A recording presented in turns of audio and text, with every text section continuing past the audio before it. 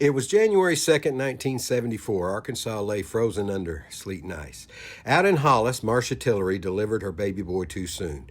Just 7 months along, he was tiny, fragile, and struggling to breathe. Their family doctor told her husband that the baby's only chance was to reach a hospital as fast as possible. At that time, I was just starting my public service career. I served as deputy coroner and later as the elected coroner while also directing the Hot Springs, Garland County Ambulance Service. The coroner's job was part-time, and because our service was municipally funded, the roles often overlapped. That's how I came to wear both hats on nights like this one. The family did what they could. The newborn was placed in an egg crate, padded with blankets and warmed by an electric heating pad. That makeshift box was his only incubator. An ambulance was called, but the service closest to Hollis refused to attempt the run.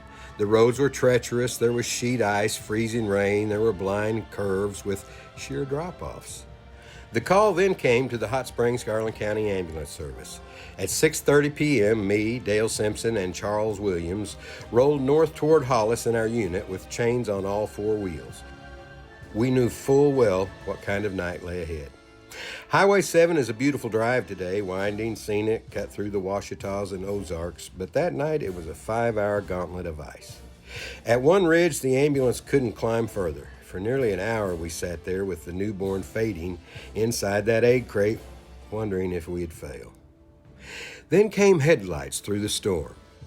Jesseville Constable Dale Castleberry arrived in his four-wheel drive Jeep carrying a heavy chain. He hooked us up and dragged the ambulance over the icy summit. Needless to say, we were pretty happy to see old Dale that night.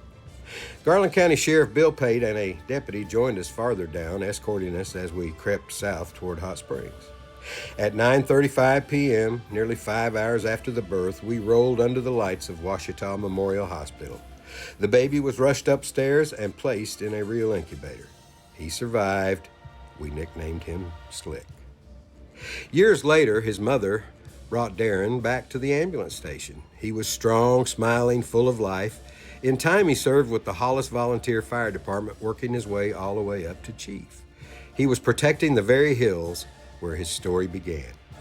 And in July of 2025, Darren Tillery began a new chapter. He became a trainer with the Arkansas Division of Emergency Management, working in nuclear planning and response at Arkansas Nuclear One.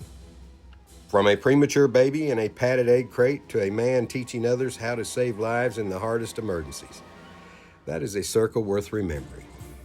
Every time I drive Highway 7, praised now as one of the state's most scenic routes, I remember that night. Cold, long 5 hours of fear and prayer, and the cry of a newborn who made it.